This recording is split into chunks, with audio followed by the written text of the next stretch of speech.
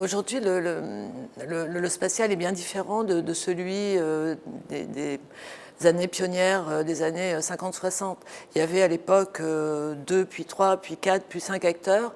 Aujourd'hui, autour de la table, par exemple, des Nations Unies et du Conseil qui s'occupe de la régulation des espaces extérieurs, enfin de l'espace, le COPIOS, il y a 85 nations. 85 nations.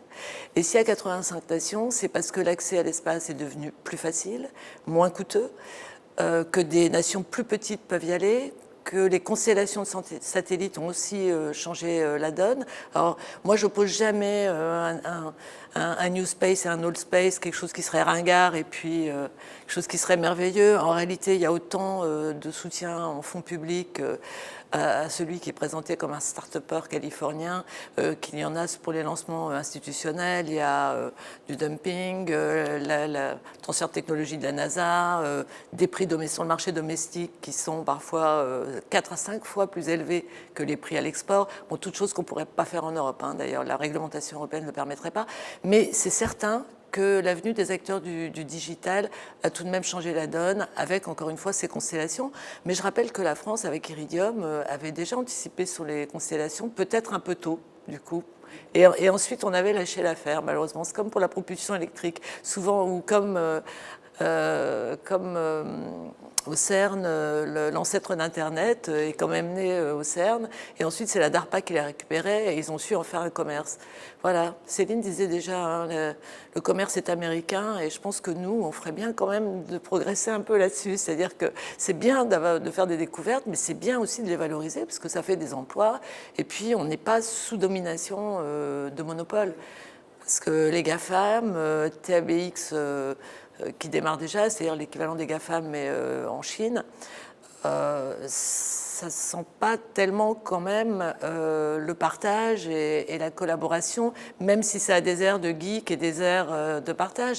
En réalité, ce sont quand même des monopoles hein, qui ensuite gèrent l'information et la rediffusent à des cibles données, l'espace étant le plus important pourvoyeur de données aujourd'hui.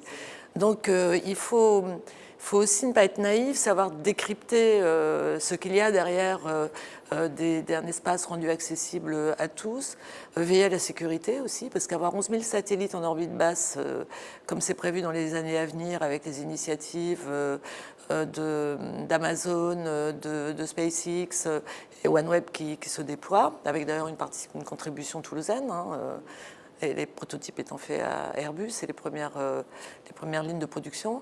Mais c'est pas simple d'avoir au-dessus de nos têtes des satellites qui parfois sont pas dans la bonne orbite. Je rappelle qu'il y a 15 jours environ, l'ESA a évité de peu une collision avec d'un de ses satellites scientifiques avec un satellite de SpaceX, un petit satellite hein, de la constellation qui n'était pas tout à fait dans l'orbite dans laquelle il devait être. Donc ça pose un problème. Et les Américains avaient estimé qu'il n'y avait qu'une chance de collision sur 10 000, donc ça ne valait pas la peine de faire l'opération eux-mêmes. Et c'est l'ESA qui a dû faire l'opération d'évitement. Donc ces problèmes-là, ils vont se poser de plus en plus. Et je crois que ça y est, à chaque fois, il faut rappeler, quand il y a une collision, bon, d'abord, on détruit un travail en cours, un travail scientifique, c'est dommage. Et puis, en plus, ça produit des milliers de débris. Et je crois que l'opinion publique ne supportera pas qu'après avoir pollué la planète bleue, avec le réchauffement climatique, son impact, etc., et quand même les catastrophes naturelles qu'on commence à voir croître, je crois que personne ne supportera qu'on fasse la même chose dans l'espace. Donc il y a vraiment quelque chose à faire, puis en même temps c'est une opportunité de développement, de nouvelles technologies et d'initiatives, peut-être plus pour l'Europe, qui est peut-être aujourd'hui le continent le plus sensible aux problèmes environnementaux.